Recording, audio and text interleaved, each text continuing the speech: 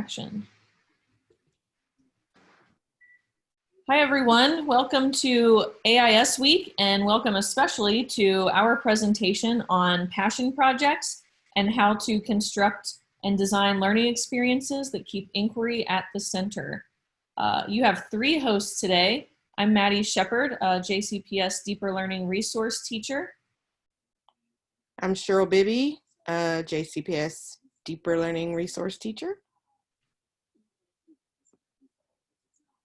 And I'm Jo McKim, also with the JCPS Deeper Learning Department. All right, let's jump in.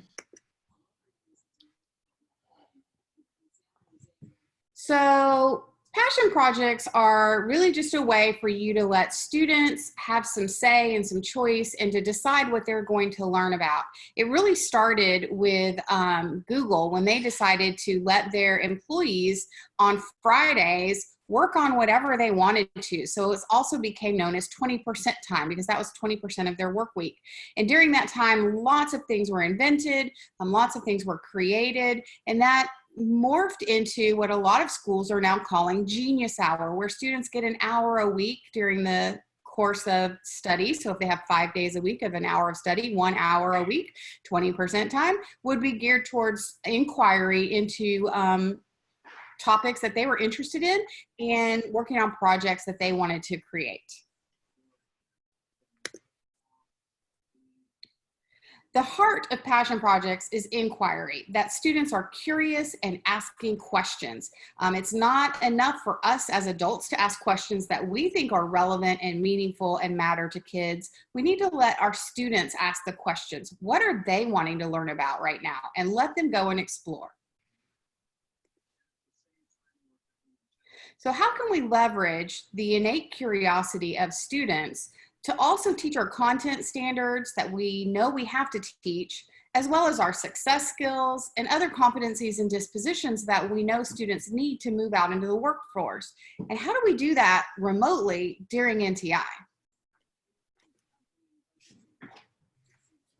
Well, let's start with looking at how you could introduce Genius Hour. So this is a short video from John Spencer that we're not going to show today, but you could watch it. It's only about 3 minutes. It really just explains all the components. It walks you through all the steps. He's also made a similar video to show with students, so you could look for that as well.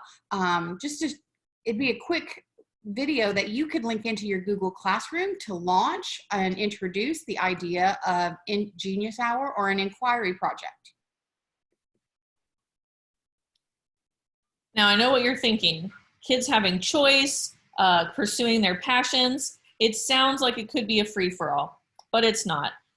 There are pieces where kids get choice and really drive their own learning, but behind the scenes, the teacher, the architect of the entire experience, has constructed checkpoints and learning points along the way to make sure that the process does allow learners a lot of agency, but that the teacher is also there on the side to guide learners through this process.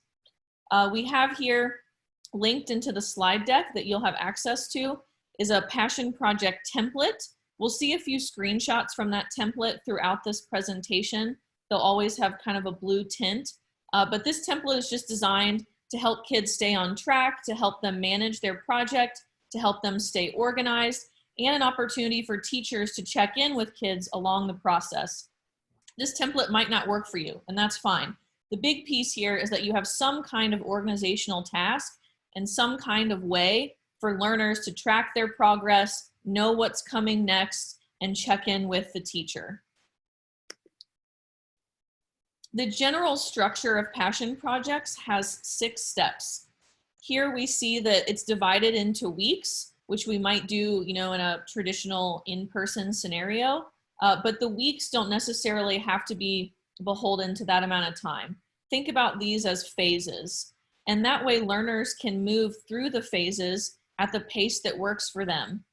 So week 1 or phase 1 is when learners develop an essential question and make their pitch. We'll go into some detail about what each of these phases could look like in just a few minutes.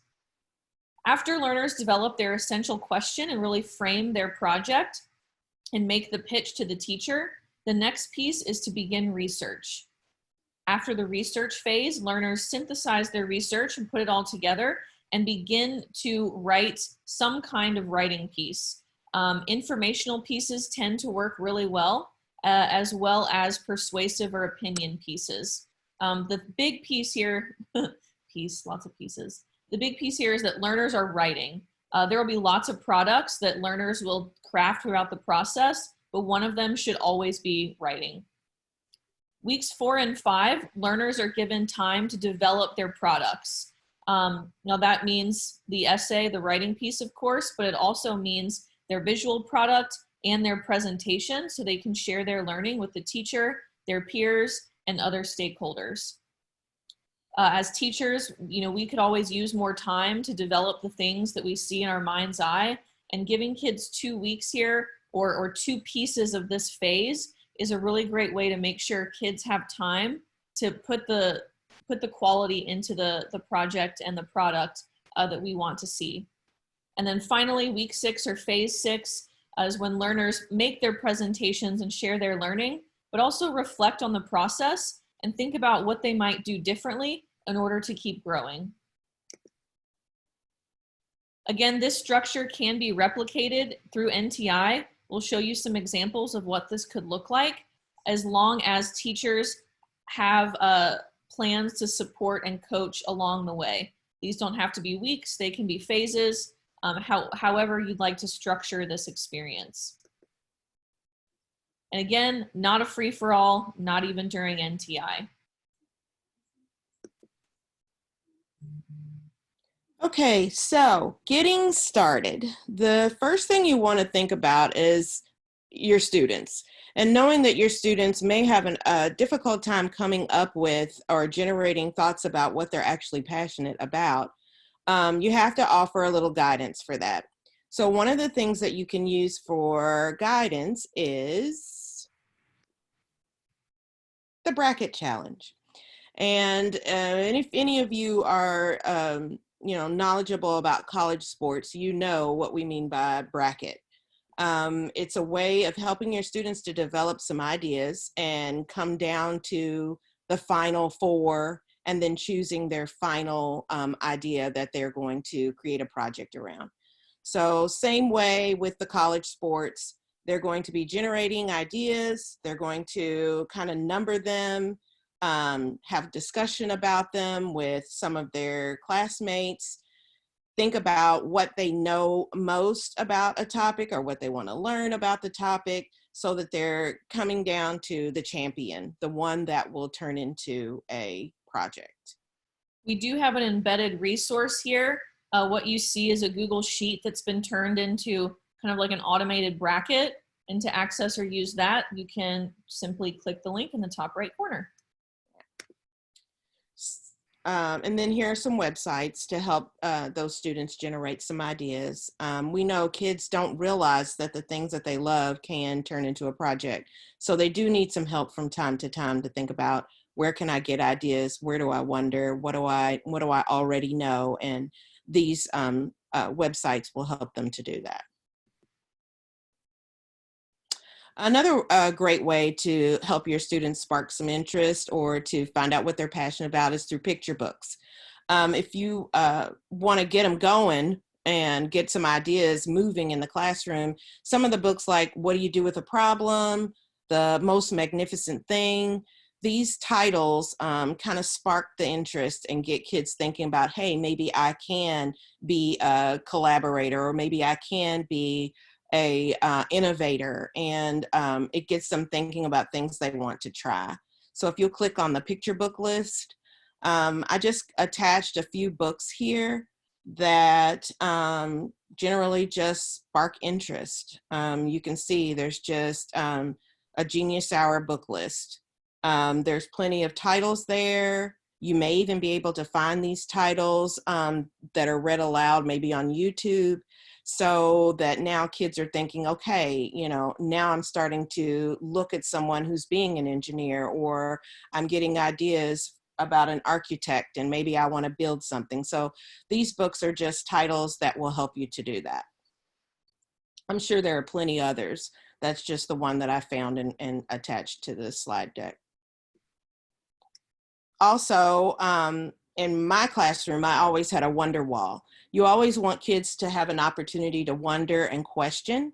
When they do that, they can always return to the wonder wall, and one of those sticky notes that they've placed there may turn into a project, or they may see another sticky note that a classmate has placed, and it makes them wonder even more, and then it may turn into something that they want to find out more about. So a wonder wall is just that. You just say, I wonder, or you leave a space in your room for kids to question and think about topics that you've discussed or topics they want to learn more about, or maybe they came in off the bus with a question and something they wanted to explore. You just give them a place to place those little bits of thinking. And like I said, actually a lot of those can turn into a project at some point. I also attached the Jamboard for virtual wonder wall. You can click there. And I'm just going to show you a couple of ideas. Oh, well, never mind. Sorry, should have given you access. I hope that doesn't happen throughout. But with Jamboard, you can always give students a place to create and think about what ideas they already have. And you can also place a picture there. So hopefully I can fix that while we're talking and give us access to it before we complete our session. Yeah, we can always go back to it if we need to. Yeah. Same thing, and this may happen again with the Google Classroom, so I hope it doesn't, but you can try it and see.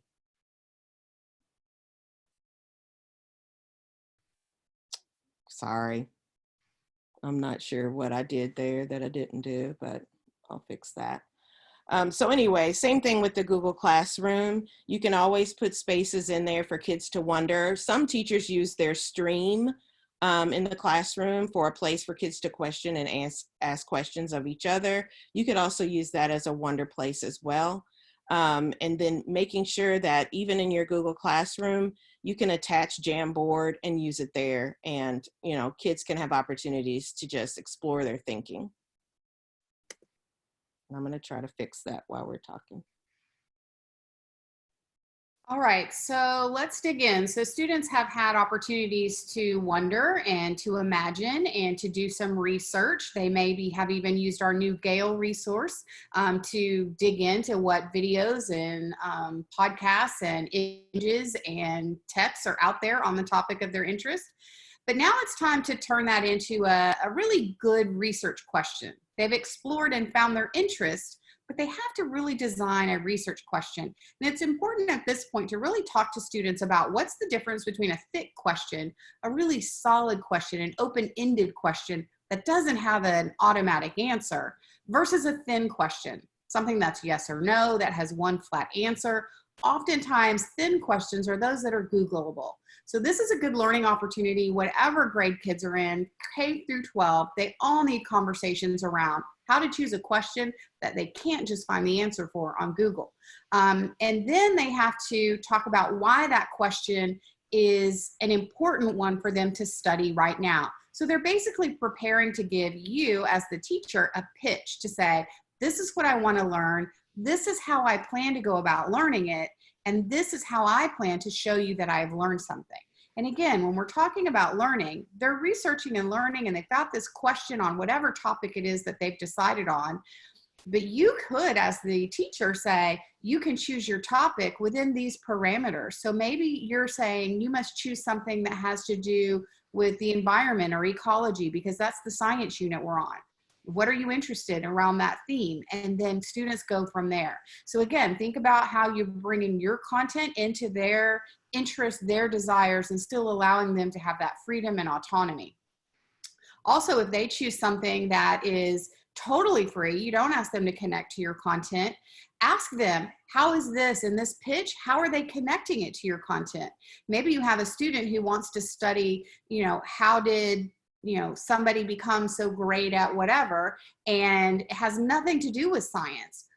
Ask them, how can you make this connection, and help them to make those connections, because that's what passion projects and inquiry-based project is all about. It's about how to make their interest, their desire, their curiosity connect to what we're teaching and doing in class. What's that? How does that matter? What's the connection? At Google, everything those folks were researching and doing on their 20% time, a lot of it later became Google products. So they weren't doing that just for fun. They were doing it with a purpose. And we need to make sure kids understand our purpose with passion projects.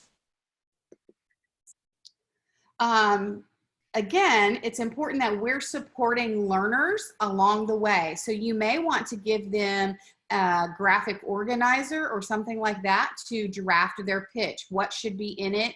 And during NTI, maybe that's something with technology. Maybe they're creating a storyboard or using cartoons or something to show what their pitch is going to look like. Maybe they're going to do that even virtually. Maybe they're going to record it and send you a recording of them doing that orally. Maybe it's written. It's really up to you, but we have to support our students in the process and then check in with them, right? And tell them, give them feedback on that pitch, give them feedback on that essential question. Was it really a good, rich, thick question, or was it something thin and Googleable, right? So it's time for us to still be in charge and not let them have that free-for-all.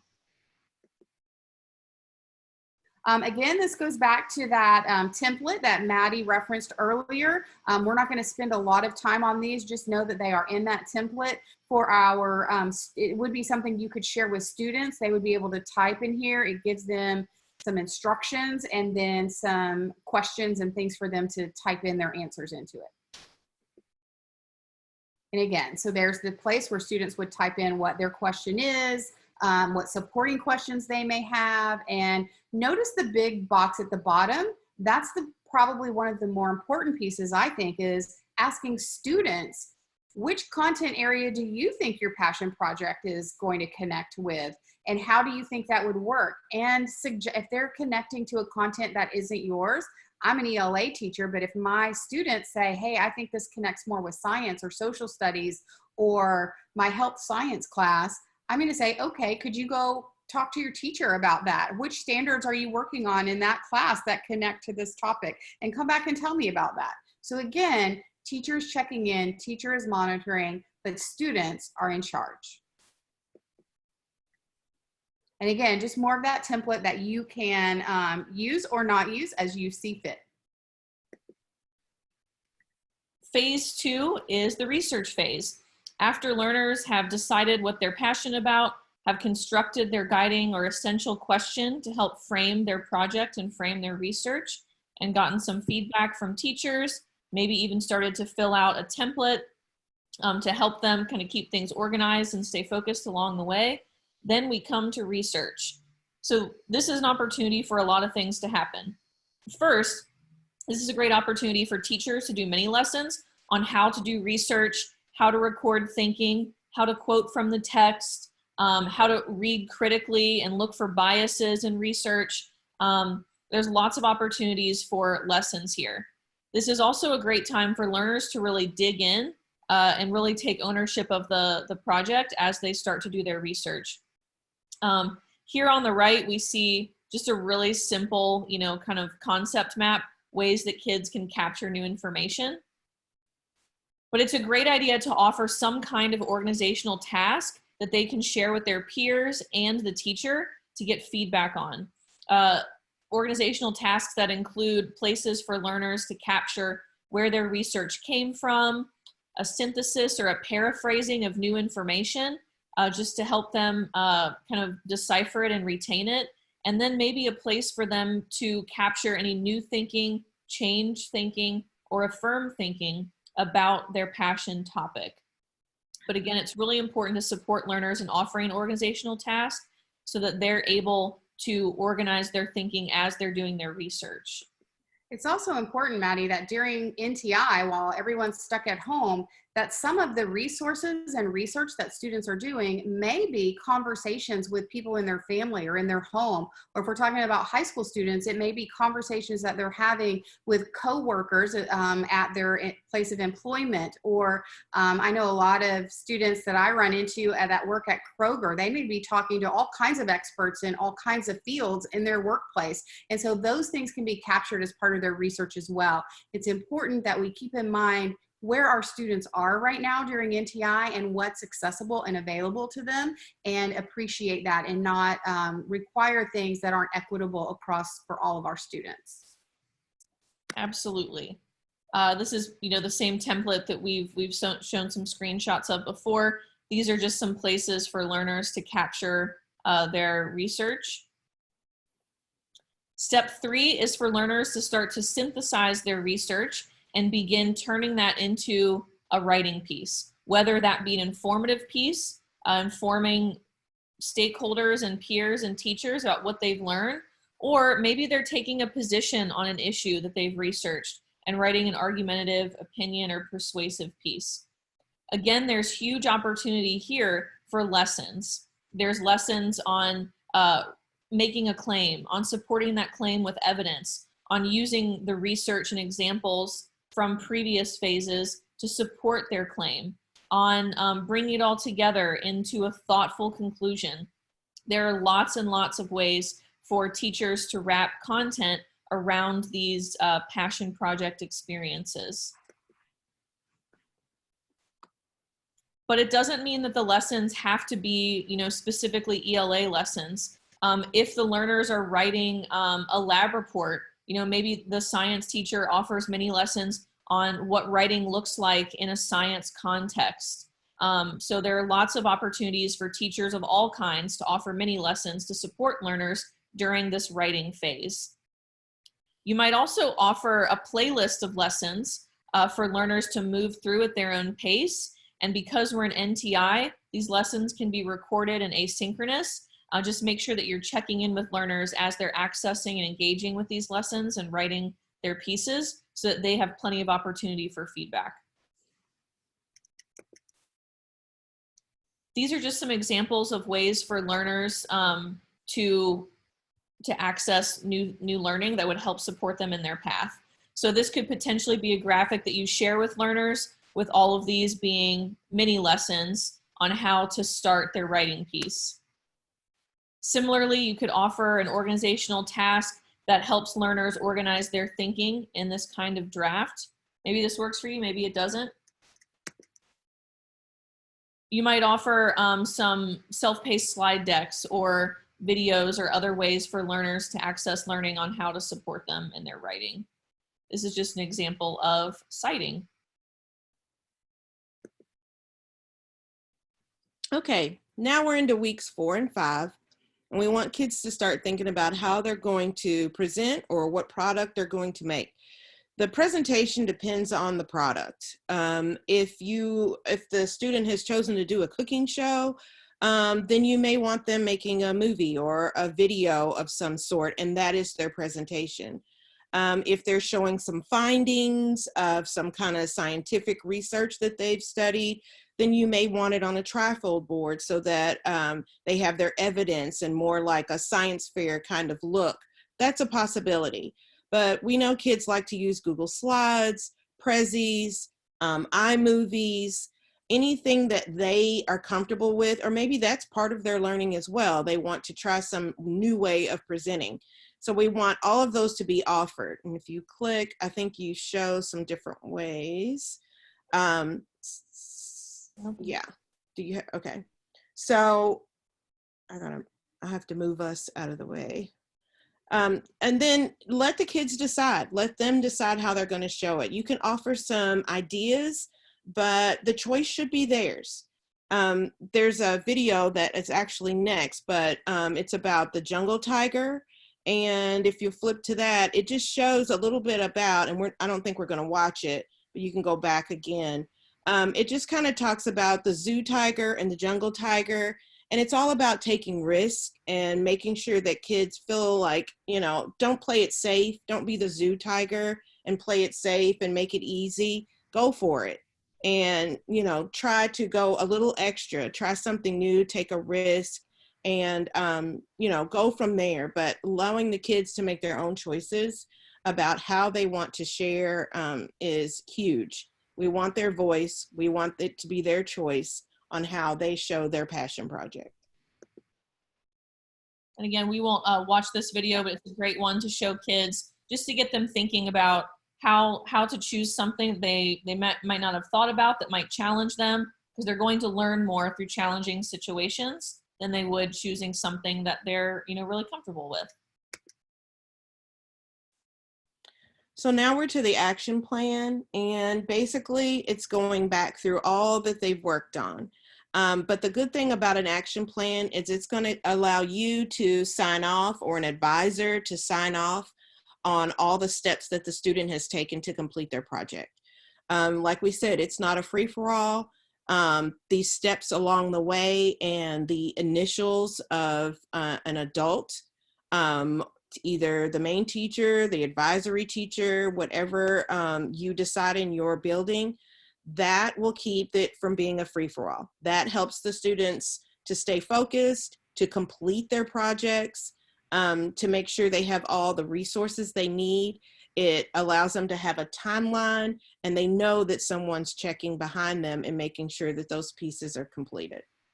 And having these benchmarks offers teachers opportunities to check in with kids, to have coaching conversations, and support kids if some of our kids are falling behind, or if some of our kids need to move quicker. This is a great way to help teach learners how to manage their own projects, manage their time, work in teams, give each other feedback, and something, it doesn't have to look exactly like this, but an action plan like this really helps to keep the process tight while allowing learners lots of agency as they move through the process. Right. Just this action plan right here is a way for kids to show that they are prepared and resilient.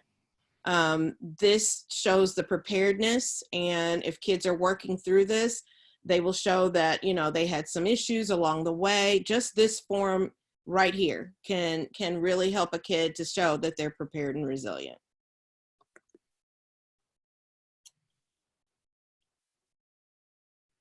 All right, so the final portion of a passion project is that the student has to present whatever they've created and demonstrate their learning to an audience.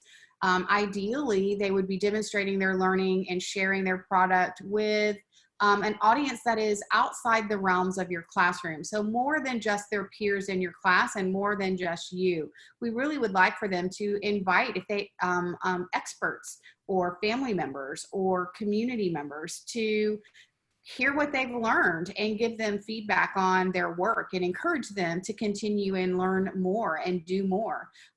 Because bringing that authentic audience in, that real audience that can do something with this information, will really empower them and bring them confidence in doing future work.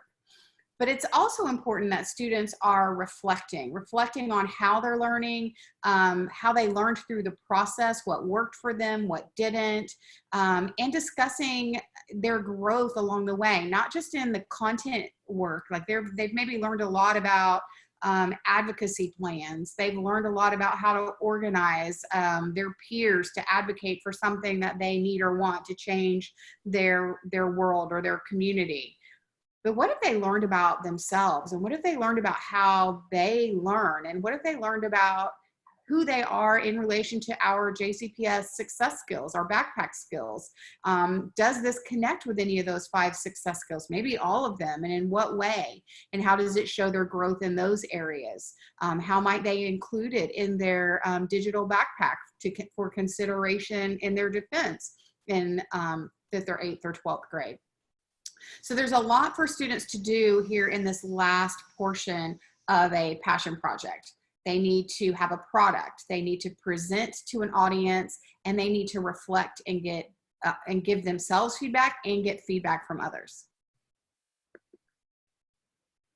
To score a passion project, everyone wonders, like, what do I do? What kind of rubric do I use? Well, our ELA standards naturally lend themselves to this kind of project, simply because ELA standards include research, writing, creating products. They include communication, listening, speaking, interviewing. Those are all components of our ELA standards. But that's not the only content that standards would fit for a passion project. Science has research capacities. Math has problem-solving concepts. if they're a high school student in a CTE course, their tasks and skills and standards that they're working on in their career area could fit into a passion project. But it's important that you have that assessment rubric for that project outcome at the beginning, and share that with students from the beginning so they know what they're working towards and they know how they're going to be scored when they get there. Again, reflection is important. I would add that it's not just important for them to do at the end of the project when it's all over and finished, but it's important for them to reflect all along the way. They should reflect when they do that initial brainstorming. Did I use the right method to try to choose my topic? Did the bracket format work for me? Why or why not? They should brainstorm after they do research. Did I try to research only on the internet and did I get what I wanted? Would it have been better if I just called my dentist, right? What would have been better for me to learn and grow as in this area? So just keep in mind that we're building those key points, teacher in charge, making sure that we're asking students those metacognitive questions about their learning and about their work all along the way, and especially at the end. Let's look at some examples of what this could look like in person and virtual. We have several schools throughout JCPS that have conducted passion projects experiences for their kids, elementary, middle, and high school alike. We won't watch this video right now, but we have 3 videos in here I would encourage you to watch, not only because they're great for your heart, but also can show you what the final products can look like. This particular video is a student from Breckenridge Franklin Elementary who researched the effects of tobacco use on the body.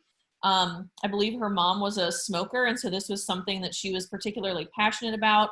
And the stakeholders, her mom that attended the exhibition of learning, were very affected by her research and the thoughts and care that she had put into sharing her learning around this passion. From the same school, Breckenridge Franklin Elementary, we have a young learner that researched 3D printers and how they work. So she was able to not only make a few things through the 3D printing process, but really figure out how the machine works. And I know these aren't like, super official terms, but the plastic threading that you put through the 3D printer, just how it works to spin out products using those input materials. And then we had a young learner as well who was passionate about skincare, design her own skincare line full of products using natural ingredients. All of these pieces were a school's first foray into passion projects, and they can look however the teacher or the learner wants them to look. The important piece is that learners have time to construct the products. They've got time to get feedback on their presentations, on their writing pieces, and on their visual products that they share with other stakeholders. Yeah, but all of those examples that we just looked at were all in person when we could still be in our classrooms and students are presenting to their class and to an authentic audience. What could this look like during NTI? Well, we've created some inquiry projects or passion project templates that could be used during NTI. And these were shared with teachers during round 1 of NTI last spring. And I know several teachers who used them and said they worked really well. As the teacher, you have the capacity to modify these in any way you want. You can take them and break them up. I know when we look at the elementary one, there were teachers who broke it into smaller sections. Instead of giving them the whole slide deck at one time, they only gave them parts at a time. But it walks you through each of the steps, the 6 steps, without saying this is a week, this is a day, this is a whatever, letting students move through them at their own pace, unless you as a teacher, like I said, break them up, giving them those graphic organizers to create their pitches, having students create their own action steps, that timeline that we talked about at the front end, and making sure that there is a teacher check-in afterwards to make sure that their action steps and their timeline make sense for them. And then eventually getting to that point where they're making, designing, and building something, and they have to decide. Again, notice it's all those same choices, because they can do those things at home. They can decide who their audience is. Who do they want to invite to see this presentation, other than, of course, you, their teacher, and perhaps some of their peers. And then it also gives students a storyboard to walk them through that presentation. What makes a good presentation? And again, they could type right into this slide deck. You could have every student make a copy. The following slides just are the first one bigger, so kids can have more room to write. And then at the end, of course, we want students to reflect. How much time did they spend on each step along the way? How did it work? If we move on to slide 18, it starts to ask them questions around, slide 18, it asks them questions like, what did you learn about your compelling question that you created? What did you create, and how did you feel about that creation? What were your epic failures, and what did you maybe learn from those, right? So we need kids asking themselves those metacognitive questions throughout, and especially at the end. And hopefully they'll take this template and turn right around and do a whole new passion project or inquiry project. It could just be cyclical and iterative, because after this, they have new questions, new ideas, new interests, and they can start all over with something new and put in place the things they've learned about their own learning and their own abilities with the next project that they take on. And then, of course, more reflection, because we just can't do enough of that. And if we go back to our original presentation, I believe on the next slide is another template for elementary. It's the same idea. It's just a little bit easier for our elementary students. I would recommend this for intermediate, grades 3 through 5. I do know some first and second grade teachers who did modify it some for earlier grades, but that's totally up to you. There's some videos included. There's some links to resources kids might want to explore. But ultimately, again, these are tools for you to use, take, modify, use however you see fit during NTI with students to help them be in charge of their own learning.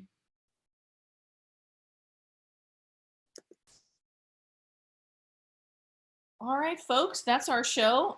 We have videos that explain the process, that give you an overview of what it could look like, as well as some embedded resources like the Bracket Challenge Google Sheet, the project management template, as well as the NTI slide decks that Joe and Cheryl crafted to help guide learners and teachers through this process when they can't be face-to-face with one another.